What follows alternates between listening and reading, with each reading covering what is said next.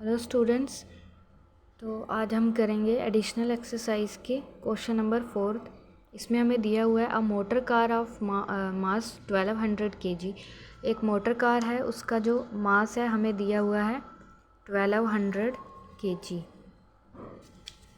और is moving along a straight line. एक motor car है और वो जो है स्ट्रेट लाइन पे मूव कर रही है। उसका हमें मास कितना दिया हुआ है 1200 kg with a uniform velocity of 90 kilometre per hour.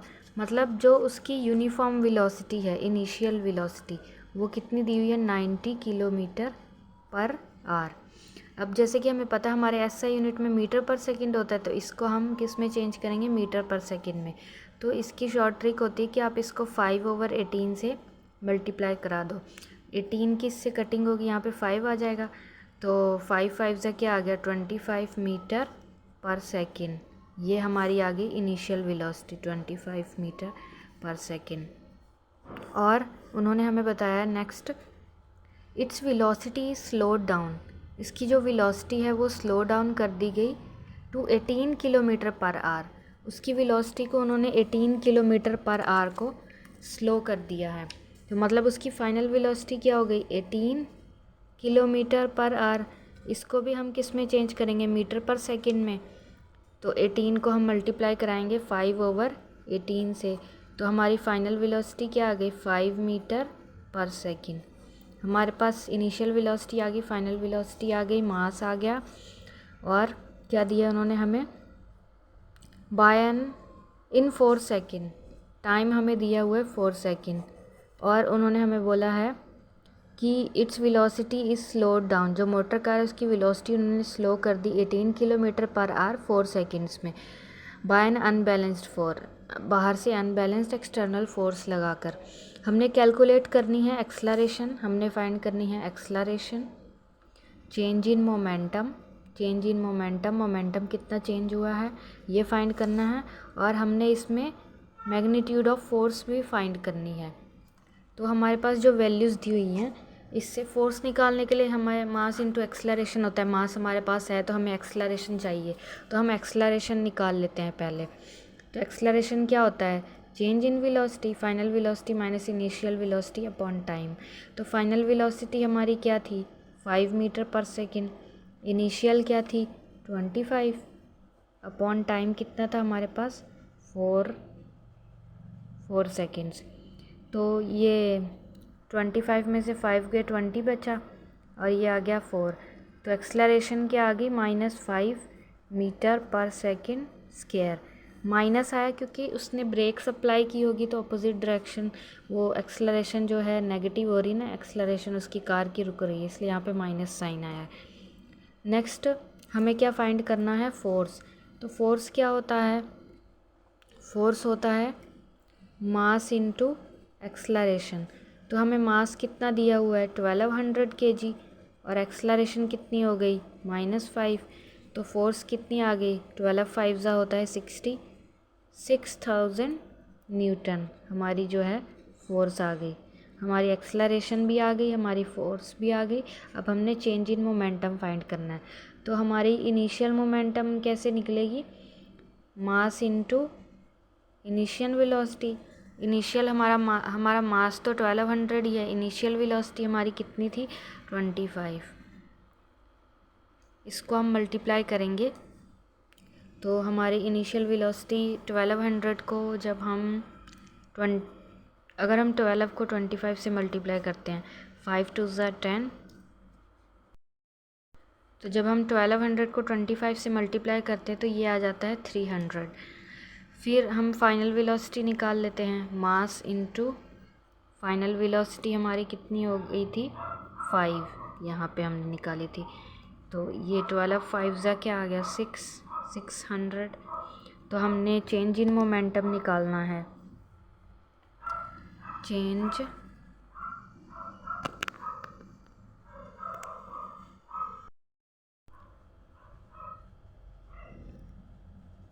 Change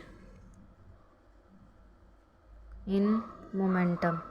तो फाइनल मोमेंटम माइनस इनिशियल, तो फाइनल हमारा आया 600 माइनस 3000, ये कितना आ जाएगा -2400 किलोग्राम मीटर पर सेकंड स्क्वायर पर सेकंड। ये हमारा आ जाएगा चेंज इन मोमेंटम। अब उन्होंने नेक्स्ट क्वेश्चन में हमको बोला है, थर्ड क्वेश्चन में उन्होंने हमें बताया है कि अ हैमर ऑफ मास 500 ग्राम, एक हैमर है जो हथौड़ा वो 500 ग्राम उसका मास है और मूव कर रहा है 50 मीटर पर सेकेंड्स पे। जब हम हथौड़े को ऐसे चलाते तो उसकी जो इनिशियल वेलोसिटी 50 मीटर पर सेकेंड है।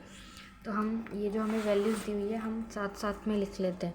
हमें जो मास दिया हुआ है वो कितना दिया हुआ है, हमें मास दिया हुआ है 500 ग्राम। इसको हम केजीस में चेंज कर लेते हैं जो कि हमारा एसआई यूनिट होता है। तो इसको हम 1000 से डिवाइड कर देंगे तो ये 0 से 0 कट की ये आ जाएगा 0.5 केजी हमारा जो है मास आ गया। और उन्होंने हमें इनिशियल वेलोसिटी क्या दी हुई, जो हैमर है इनिशियली वो कितनी स्पीड से मूव कर रहा था, जो हमारा हैमर है 50 मीटर पर सेकेंड स्पीड से मूव कर रहा था। हमें इनिशियल वेलोसिटी भी दी हुई है। और उन्होंने बताया कि स्ट्राइक्स अ नेल, जो एक नेल है उसको ये जो है हमारा हैमर, उससे हम हैमर से ये जो है हमारी इसको हम स्ट्राइक कर रहे हैं जो हमारी नेल है। तो कितने टाइम के लिए, the nail stops the hammer in a very short time of, उन्होंने हमें टाइम दिया है कि जो नेल जब हैमर उस पर मारते हैं तो वो हैमर कितनी टाइम पे स्टॉप कर जाता है, 0.1 सेकेंड, 0.01 सेकेंड पे वो स्टॉप कर जाता है। तो what is the force of the nail on the hammer, तो जो फोर्स होगी हमने फाइंड करनी, what is the force of the nail on the hammer, force कितनी लगेगी, ठीक है, फोर्स नेल पे कितनी लगेगी, force of the nail on the hammer, nail जो है कितनी फोर्स लगाएगा हैमर पे, हमने वो निकालना है।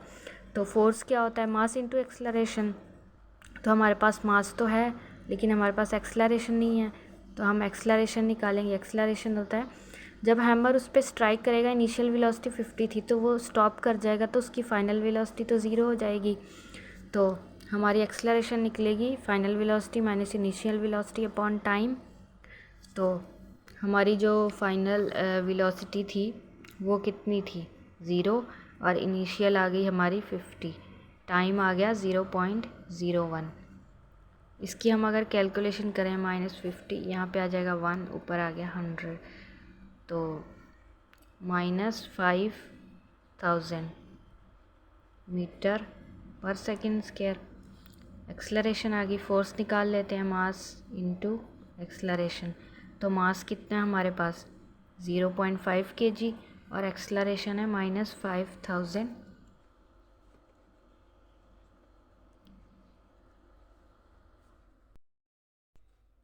एक्सेलरेशन है -5000।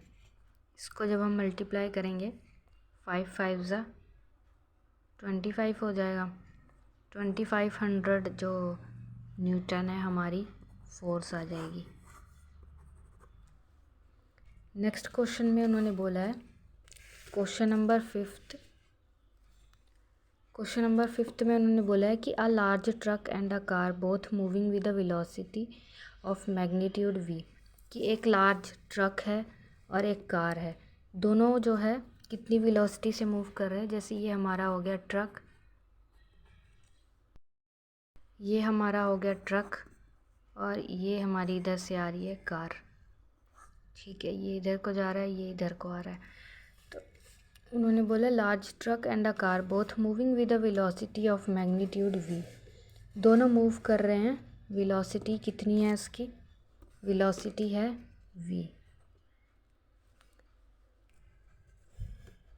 Velocity of magnitude v, have a head on collision, दोनों जो है आपस में ये टकरा गए, दोनों कोलिजन हो गई।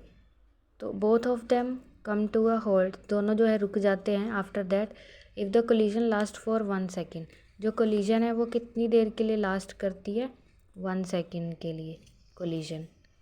फिर उन्होंने बोला कि which vehicle experience the greater force of impact, कौन सा जो व्हीकल है उस पर ग्रेटर फोर्स लगेगी। तो न्यूटन का जो थर्ड लॉ ऑफ मोशन है, थर्ड लॉ ऑफ मोशन, उसके अकॉर्डिंग क्या होता है कि जब भी किसी बॉडी पे आप फोर्स लगाते हो तो वो इक्वल एंड ऑपोजिट फोर्स हमारे ऊपर लगाती है वो बॉडी, ठीक है। तो एक्शन रिएक्शन होता है। तो इसलिए जब ये दोनों व्हीकल्स, ये ट्रक और कार एक दूसरे से टकराएंगे तो जितनी फोर्स ये इस पे लगाएगा उतनी फोर्स ये इस पे लगाएगा, third law of motion, Newton के लॉ के अकॉर्डिंग, थर्ड लॉ। तो फिर इक्वल फोर्स लगेगी, ठीक है। Which vehicle experience the greater force, तो हम क्या बोलेंगे कि इस पे थर्ड लॉ ऑफ मोशन के according both will experience equal force. फिर नेक्स्ट है which vehicle experience the greater change in momentum, सबसे ज़्यादा मोमेंटम किसका चेंज होगा। तो जो हमारा ट्रक का मोमेंटम होता है मास इनटू वेलोसिटी होता है, तो जो हमारा कार है उसकी भी मोमेंटम क्या हो जाएगी, स्मॉल एम, उसका मास, वेलोसिटी तो वी ही है दोनों की। तो जब मास और मोमेंटम दोनों डिपेंडेंट है तो ट्रक का मास ज़्यादा है तो उसका मोमेंटम भी ज़्यादा होगा, कार का मास कम है तो उसका मोमेंटम कम होगा। तो फिर जो चेंज इन मोमेंटम है ट्रक का वो ज़्यादा होगा change in momentum of car से, ठीक है, क्योंकि जो ट्रक का मास है वो ज़्यादा है। Which vehicle experience the greater change in momentum, जो ट्रक है उसका मोमेंटम ज़्यादा चेंज होगा क्योंकि उसका मास ज़्यादा है, जिसका मास ज़्यादा है तो उसके मोमेंटम भी ज़्यादा चेंज होगा। Which vehicle experience the greater acceleration, किसकी जो है एक्सलरेशन ज़्यादा होगी। तो फोर्स किसके इक्वल होती है, मास इनटू एक्सलरेशन। तो अगर हम एक्सलरेशन से ये निकाले न्यूमेरिकल रिलेशन, एक्सलरेशन इक्वल हो जाती है फोर्स अपॉन मास के, एक्सलरेशन इक्वल होती है फोर्स अपॉन मास के। तो यहाँ पे जब हमारा ट्रक था उसका मास था कैपिटल एम, मास उसका ज़्यादा था तो एक्सलरेशन क्या हो गई, कम। जो हमारी कार है उसका मास जो है कम है तो उसकी एक्सलरेशन क्या हो जाएगी, ज़्यादा। तो फिर which vehicle experience the greater acceleration, जो हमारी कार है उसकी एक्सलरेशन ज़्यादा होगी क्योंकि उसका मास कम है, इसका इन्वर्स रिलेशन है, ठीक है। फिर नेक्स्ट है why is the car likely to suffer more damage than the truck, जो कार है वो ज़्यादा डैमेज क्यों होगा उसको एज़ कम्पेयर टू ट्रक, क्योंकि जो मोमेंटम है imparted by truck to car is more, जो मोमेंटम जो ट्रक का है वो ज़्यादा है क्योंकि उसका मास ज़्यादा है, ठीक है। तो फिर कार का मोमेंटम कम है तो उस पे जो ट्रक का मोमेंटम है ज़्यादा लगेगा, इसलिए उस पर ज़्यादा, उसको ज़्यादा डैमेज होगा।